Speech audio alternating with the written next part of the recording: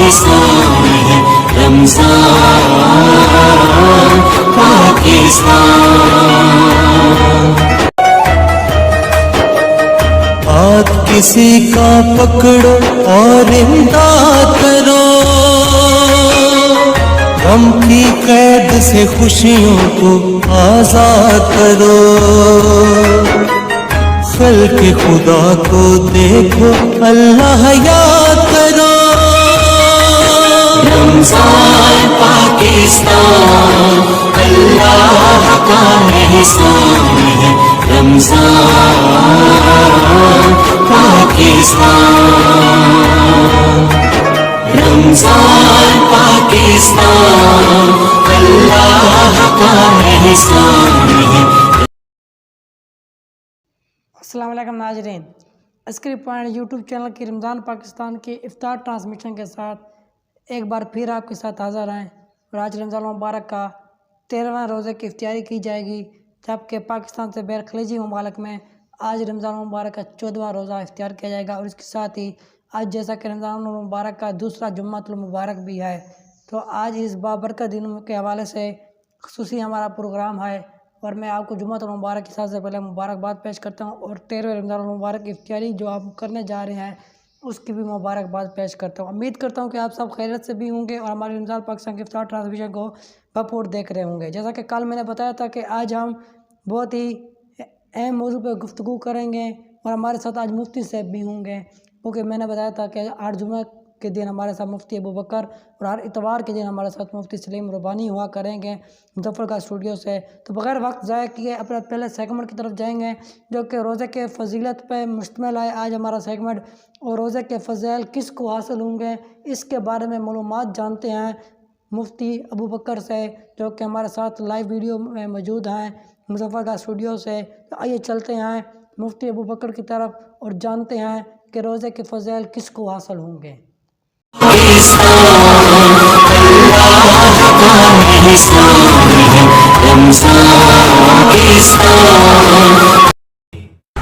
اعوذ باللہ من الشیطان الرجیم، بسم اللہ الرحمن الرحیم۔ یا ایھا الذین آمنوا کتب علیکم الصیام کما کتب علی الذین من قبلکم لعلکم تتقون، صدق اللہ العظیم۔ محترم سامعین و ناظرین، آج انشاءاللہ ایک اہم سوال اور اس کا جواب آپ کی خدمت میں عرض کروں گا۔ سوال یہ ہے کہ روزہ دار کے لیے جتنی بھی بشارتیں حدیث کے اندر آئی ہیں، جتنے فضائل بیان ہوئے ہیں، وہ فضائل کن روزہ داروں کو حاصل ہوں گے؟ کیا ہر قسم کے روزہ داروں کو وہ فضائل حاصل ہوں گے، یا مخصوص روزہ دار ہیں جن کو اللہ پاک جل شانہ وہ سب فضائل، بشارتیں اور منافع جو اللہ پاک اور اللہ کے رسول نے بیان فرمائے ہیں وہ مخصوص روزہ داروں کو حاصل ہوں گے؟ یاد رکھیے، سارے فضائل ان روزہ داروں کو حاصل ہوں گے جو روزہ دار روزے کی حالت میں تمام گناہوں سے بچنے کی کوشش کریں گے، اللہ تعالیٰ کے حقوق ادا کرنے کی کوشش کریں گے، اور بندوں کے حقوق ادا کرنے کی کوشش کریں گے، کسی کا حق نہیں ماریں گے، اور روزے کے جو آداب محدثین نے بیان کیے ہیں، احادیث کے اندر آئے ہیں، ان آداب کا خیال رکھیں گے، ان روزے داروں کو وہ فضائل حاصل ہوں گے۔ اس لیے کہ جو آیت میں نے آپ کے سامنے تلاوت کی اس میں اللہ پاک جل شانہ نے تقوی کی شرط لگائی ہے، چنانچہ فرمایا کتب علیکم الصیام کما کتب علی الذین من قبلکم لعلکم تتقون، روزہ میں نے اس لیے فرض کیا ہے تاکہ تمہارے اندر تقوی پیدا ہو۔ اب سمجھنے کی بات یہ ہے کہ تقوی کہتے کس کو ہیں؟ تقوی کسی چیز کے کرنے کا نام نہیں ہے، تقوی تو نہ کرنے کا نام ہے۔ مطلب یہ ہے کہ جن کاموں سے اللہ نے اور اللہ کے رسول صلی اللہ علیہ وسلم نے منع کیا ہے ان تمام کاموں سے انسان باز آ جائے، ان تمام کاموں سے انسان رک جائے۔ تو جو نہ کرنے والے کام ہیں تو ان کو چھوڑنا اس کو تقوی کہا جاتا ہے، اور جو کرنے والے کام ہیں جن کاموں کے کرنے کا اللہ نے اور اللہ کے رسول نے حکم دیا ہے ان کو تو عبادت کہا جاتا ہے۔ میں دونوں کی مثالیں آپ کے سامنے عرض کرتا ہوں، تھوڑی تفصیل بیان کرتا ہوں تاکہ آپ کو معلوم ہو جائے کہ عبادت کن کاموں کو کہا جاتا ہے اور تقوی کن کاموں کو کہا جاتا ہے۔ جیسے میں نے عرض کیا جو کرنے والے کام ہیں ان کو عبادت کہا جاتا ہے۔ مثال کے طور پر اللہ پاک نے حکم فرمایا کہ نماز پڑھو، اب نماز پڑھنا عبادت ہے، روزہ رکھنے کا حکم دیا، روزہ رکھنا عبادت ہے، زکوٰۃ دینے کا حکم دیا، زکوٰۃ دینا عبادت ہے، حج کرنے کا حکم دیا، حج کرنا عبادت ہے، عمرہ کرنے کا حکم دیا، عمرہ کرنا عبادت ہے، تلاوت کرنے کا حکم دیا، تلاوت کرنا عبادت ہے، ذکر و اذکار کرنے کا، تسبیحات کرنے کا، صدقہ خیرات کرنے کا حکم دیا، انصاف کرنے کا حکم دیا، تو جو کرنے والے کام ہیں ان کو عبادت کہا جاتا ہے۔ اور پھر کرنے والے کام بھی دو قسم کے ہیں، بعض وہ ہیں کہ جن کا تعلق انسان کے ظاہر سے ہے، انسان کو ظاہری طور پہ کرنے پڑتے ہیں، جیسے میں نے بھی بیان کیے ہیں، نماز ہے، روزہ ہے، حج عمرہ ہے، تلاوت ہے، قربانی ہے، اعتکاف ہے، صدقہ خیرات ہے، ذکر و اذکار ہیں، یہ سارے وہ کام ہیں کہ جن کا تعلق ہمارے ظاہر سے ہے اور شریعت نے ان کاموں کے کرنے کا حکم دیا ہے۔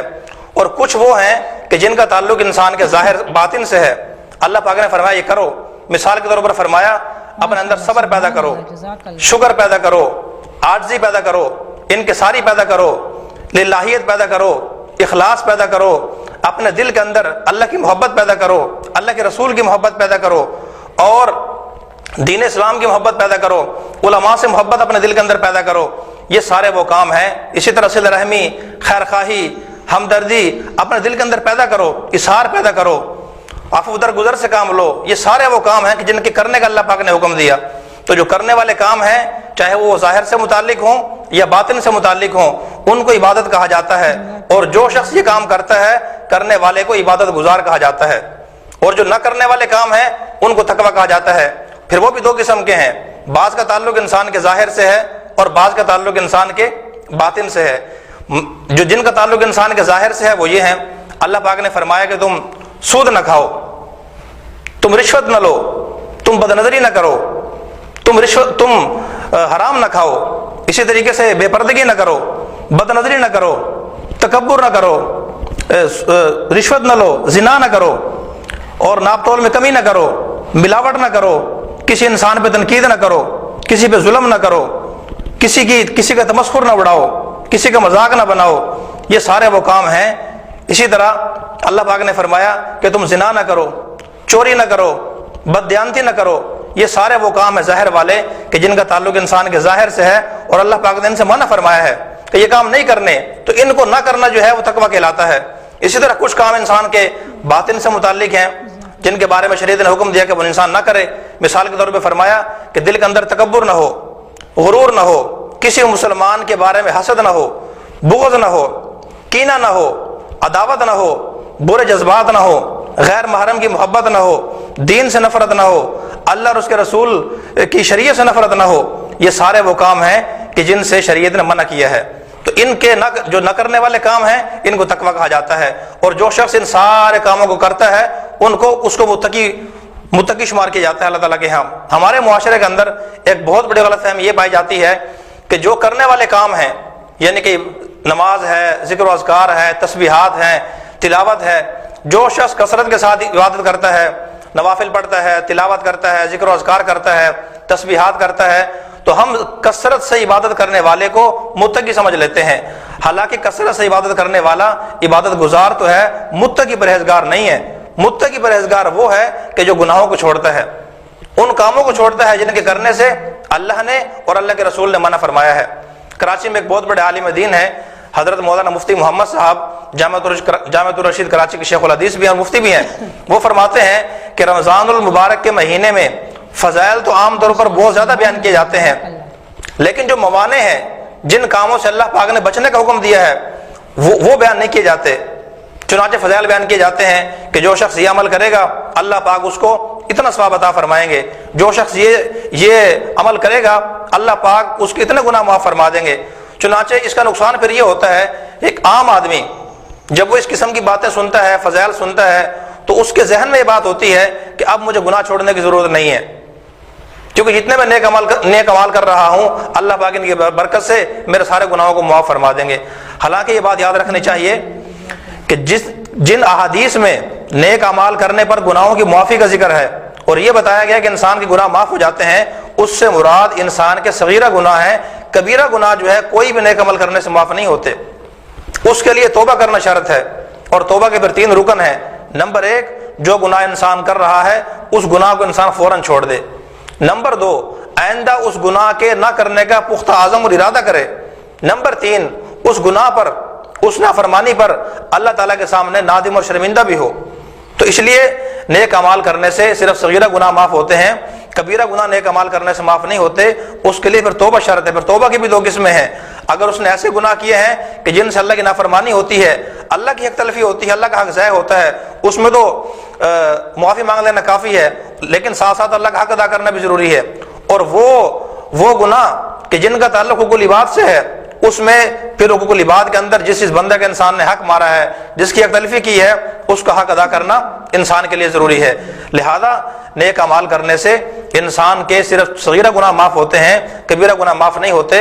اور یہ سارے فضائل، ساری بشارتیں جو حدیث میں آئی ہیں، یہ ان روزہ داروں کے لیے ہیں جو روزہ رکھنے کی حالت میں گناہوں سے بچنے کی کوشش کرتے ہیں۔ اور متقی پرہیزگار بھی وہ آدمی شمار ہوتا ہے اللہ تعالیٰ کے ہاں جس کی زندگی میں معصیت نہ ہو۔ صحابہ کرام کے بارے میں اللہ پاک نے فرمایا اولئک هم المتقون، کہ یہ متقی لوگ ہیں۔ کیا مطلب؟ صرف عبادت کرتے تھے، صرف روزے رکھتے تھے، صرف حج عمرہ کرتے تھے، صرف قربانی اور اعتکاف کرتے تھے؟ نہیں، بلکہ زندگی میں، اپنے زندگی میں انہوں نے ہر قسم کی نافرمانی کو چھوڑا ہے، اللہ کی معصیت سے بچ کر ساری زندگی انہوں نے زندگی گزاری ہے۔ اور دوسری جگہ اللہ پاک نے فرمایا وَاعْلَمُوا أَنَّ اللَّهَ مَعَ الْمُتَّقِينَ، یاد رکھو اللہ تعالیٰ متقی لوگوں کے ساتھ ہے۔ ایک اور جگہ اللہ پاک نے فرمایا امتحن اللہ قلوبہم للتقویٰ، کہ صحابہ کرام کا اللہ پاک نے تقوی کی بنیاد پہ امتحان لیا ہے، پھر وہ کامیاب ہو گئے۔ تو لہذا متقی پرہیزگار اور عبادت گزار دونوں کی تعریف کو سمجھنا ضروری ہے، دونوں میں فرق سمجھنا ضروری ہے، وگرنہ انسان روزہ رکھنے کے باوجود اگر گناہ نہیں چھوڑتا تو میرے دوستوں اور بھائیو یاد رکھیں وہ پھر روزے کے فضائل کو، روزے کے فوائد کو وہ حاصل نہیں کر سکتا۔ اللہ پاک مجھے بھی، آپ سب حضرات کو بھی تمام گناہوں کو چھوڑنے کی توفیق عطا فرمائے۔ خاص طور پر روزے کی حالت میں علماء نے لکھا ہے کہ دو گناہوں سے انسان بچے، نمبر 1 بد نظری سے، اور نمبر 2 غیبت سے۔ بد نظری کرنے سے انسان کے چہرے کی رونق ختم ہو جاتی ہے، رزق کے اندر سے برکت ختم ہو جاتی ہے، انسان کا حافظہ کمزور ہو جاتا ہے، لہذا بد نظری کرنے سے انسان کو بچنا چاہیے۔ اور نمبر 2 غیبت، اس غیبت سے اس لیے بچنا چاہیے کہ غیبت کا تعلق حقوق العباد سے ہے۔ اللہ کی غیبت کس نے کرنی ہے؟ اللہ کی چغلی کس نے کرنی ہے؟ کوئی اللہ کی غیبت نہیں کر سکتا۔ غیبت کی تعریف یہی ہے کہ غیبت وہ ہوتی ہے کسی مسلمان، کسی انسان کی پیٹھ کے پیچھے ایسی بات کرنا کہ اگر وہی بات اس کے سامنے کی جائے تو اس کو ناگوار گزرے۔ تو انسان کے ساتھ تو یہ معاملہ ہوتا ہے۔ اللہ تعالیٰ تو میرے دوستو ہمارے نظروں سے غائب نہیں ہے، نہ ہم اللہ کی نظروں سے غائب ہیں۔ اللہ تعالیٰ ہمیں دیکھتے ہیں ہر وقت، اللہ تعالیٰ ہر جگہ موجود ہیں۔ لہذا غیبت سے اور بد نظری سے انسان کو بچنے کی کوشش کرنی چاہیے۔ اللہ پاک ہم سب کو تمام گناہوں سے بچنے کی توفیق عطا فرمائے، اور رمضان المبارک کا جو مہینہ ہے اس کو اللہ پاک قیمتی بنانے کی توفیق عطا فرمائے۔ وآخر دعوانا الحمدللہ رب العالمین۔ تو جی ناظرین، ابھی ہمارے ساتھ مفتی قاری ابو بکر موجود تھے مظفر کا اسٹوڈیو سے، اور ہمارے ساتھ آج وہ موجود تھے اور روزے کے فضائل پہ گفتگو کر رہے تھے، اور بہت ہی خوبصورت انداز میں انہوں نے آج ہمیں روزے کے فضائل کس طرح حاصل ہوں گے کے بارے میں بتایا، اور بتایا کہ روزے کے فضائل کس کو حاصل ہوں گے کے بارے میں معلومات دی۔ اور امید ہے کہ آپ کو ان کی معلومات پسند آئی ہوگی، تو کمنٹ سیکشن میں بتایا کریں پلیز کہ آپ کو کن کی معلومات کس طرح لگتی ہے اور کون سا سیگمنٹ زیادہ اچھا لگتا ہے۔ اور جیسا کہ آپ جانتے ہیں کہ آج مفتی ابو بکر ہمارے ساتھ جمعۃ المبارک کے دن موجود ہے، تو انشاءاللہ رمضان المبارک کے تیسرے جمعے کو بھی ہمارے ساتھ مفتی ابو بکر ایک بار پھر حاضر ہوں گے۔ اور اگر آپ کا کوئی سوال ہو تو وہ بھی آپ کر سکتے ہیں، انشاءاللہ مفتی صاحب کوشش کریں گے کہ آپ کو جواب بھی دے سکیں۔ تو ناظرین، دعوت پہ بات اینڈ ہوئی، اگلے سیگمنٹ کی طرف جائیں گے جو کہ نعت کا سیگمنٹ ہوتا ہے، اور آج بھی ہمارے ساتھ نعت کے لیے مہمان موجود ہوں گے جو کہ پہلے بھی ایک بار تشریف لا چکے ہیں ہمارے اس افطار ٹرانسمیشن میں۔ تو آج ہمارے ساتھ ایک بار پھر موجود ہیں یاسر خان بلوچ، جو کہ بہت ہی خوبصورت انداز میں، خوبصورت آواز میں اور معروف نعت خواں ہیں یاسر خان بلوچ، جو نعتیں ہمارے لیے سعادت حاصل کرتے ہیں۔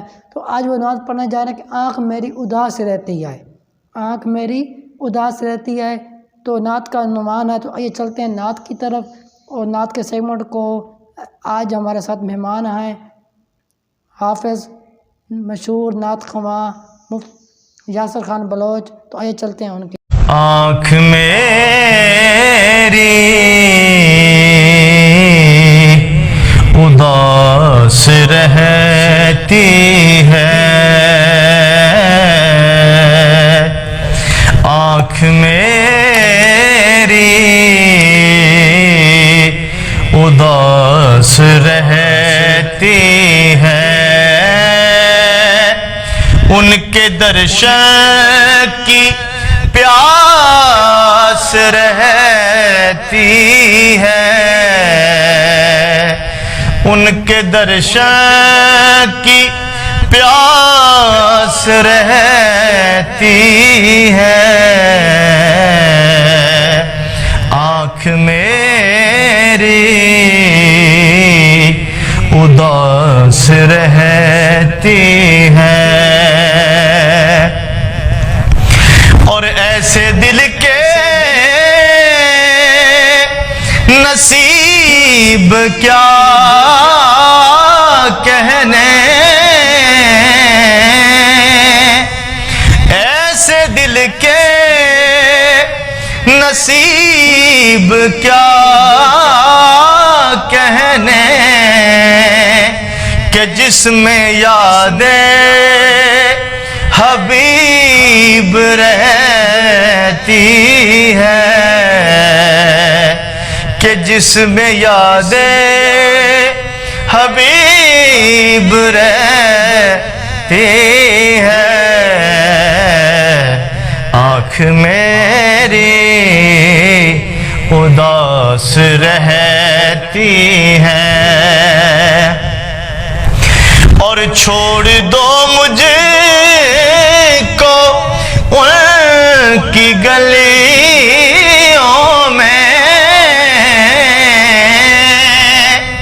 چھوڑ دو مجھے کو ان کی گلیوں میں، کہ وہ ہوا مجھ کو راس رہتی ہے، کہ وہ ہوا مجھ کو راس رہتی ہے، آنکھ میری اداس رہتی ہے، اور میں ہوں نوکر اصحاب انور کا،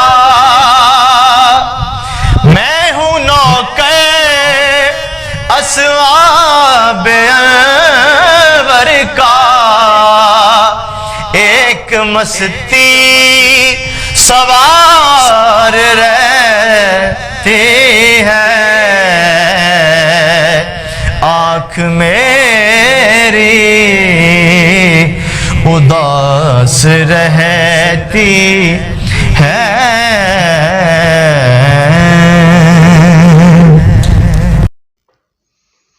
تو جی ناظرین، ابھی آپ نے نعت کی سعادت حاصل کی، ہمارے ساتھ موجود تھے حافظ یاسر خان بلوچ، معروف نعت خواں، جنہوں نے آج نعت پڑھی اور بہت خوبصورت آواز میں انہوں نے نعت پڑھی کہ آنکھ میری اداس رہتی ہے۔ تو آپ نے بھی کافی پسند کی ہوگی، امید ہے ہمارے مہمانوں کو آپ سپورٹ کریں گے تو ہمارے مہمان آپ کے لیے مزید بہترین نعت پیش کریں گے۔ تو ناظرین، اگلے سیگمنٹ کی طرف جائیں گے جو کہ اسلامک ہسٹری کے حوالے سے ہوتا ہے۔ اس سے پہلے یہ سیگمنٹ جو تھا آپ کو پتہ ہے کہ ہیلتھ ٹپس کا تھا، جو کہ اینڈ ہو چکا ہے۔ تو اب اسلامک ہسٹری کے بارے میں ہم بات کر رہے ہیں 11 رمضان المبارک سے۔ تو آج رمضان المبارک کی 13ویں روزے کو جس ہسٹری کے متعلق آج بات کریں گے تو وہ ہے حضرت عبداللہ بن مبارک رحمۃ اللہ علیہ، یعنی کہ آج ہم حضرت عبداللہ بن مبارک رحمۃ اللہ علیہ کی اسلامک ہسٹری تاریخ کے حوالے سے کیا ہے، ان کی مکمل لائف ہسٹری کیا ہے کے بارے میں جاننے کی کوشش کریں گے، جو کہ ہماری ٹیم افطار ٹرانسمیشن ہمیشہ تیار کرتی ہے۔ تو آئیے چلتے ہیں ہماری ٹیم کی اس رپورٹ کی طرف جو کہ انہوں نے تیار کیا ہے، اور دیکھتے ہیں رپورٹ لائف ہسٹری اسلامک تاریخ کے حوالے سے حضرت عبداللہ بن مبارک رحمۃ اللہ علیہ کی۔ تو آئیے چلتے ہیں اس ہسٹری کی طرف جو کہ ٹیم افطار ٹرانسمیشن نے تیار کی ہے، اس کے بعد دوبارہ اگلا سیگمنٹ کا آغاز کریں گے۔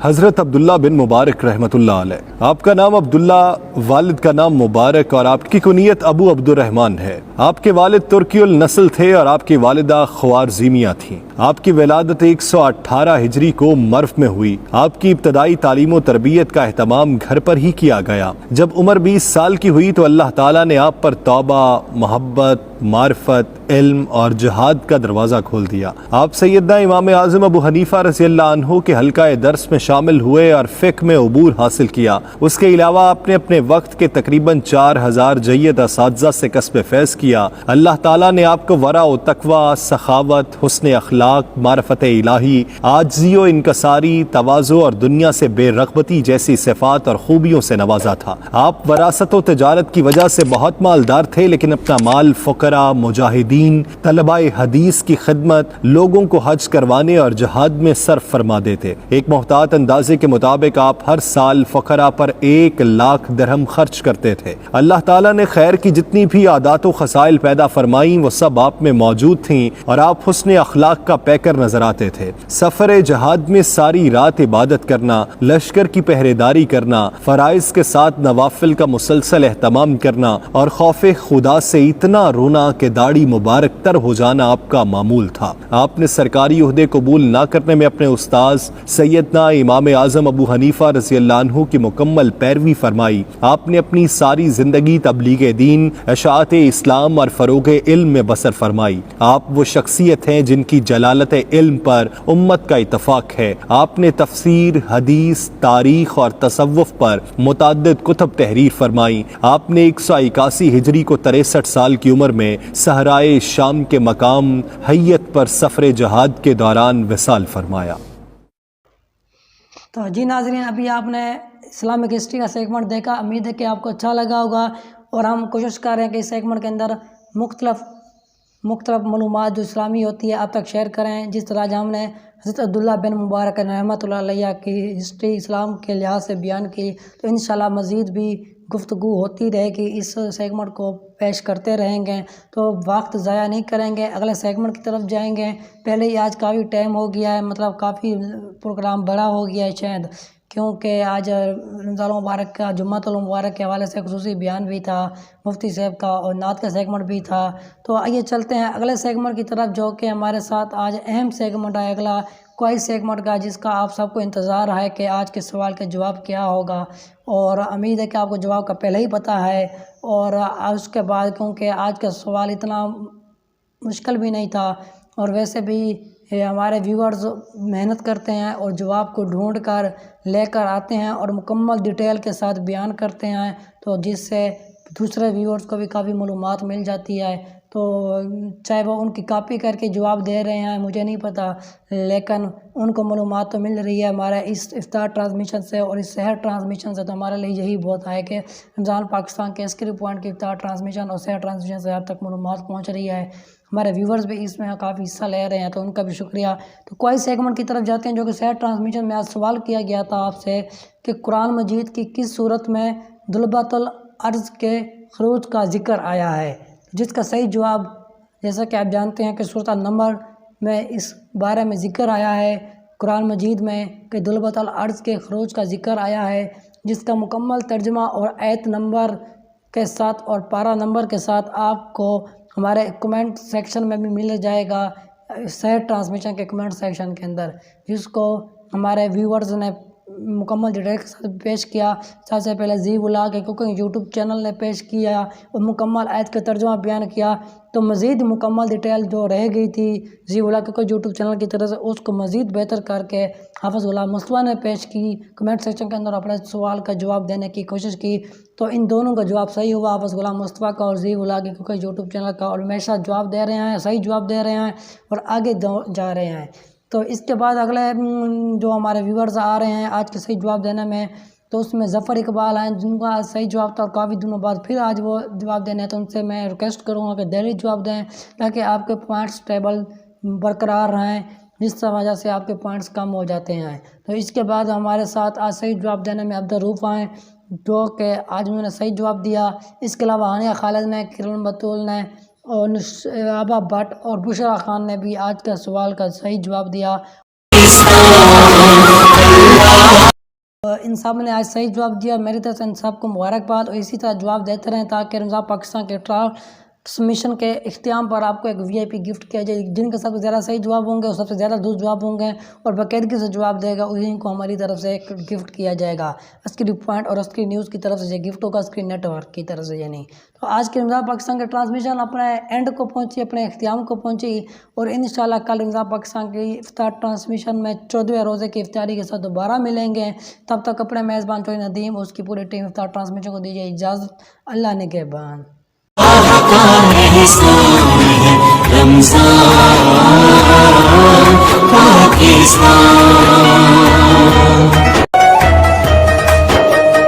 हाथ किसी का पकड़ो और इमदाद करो, गम की कैद से खुशियों को आजाद करो। खल्क़ खुदा को देखो, अल्लाह याद करो। रमजान पाकिस्तान अल्लाह का एहसान है। रमजान पाकिस्तान, रमजान पाकिस्तान अल्लाह का एहसान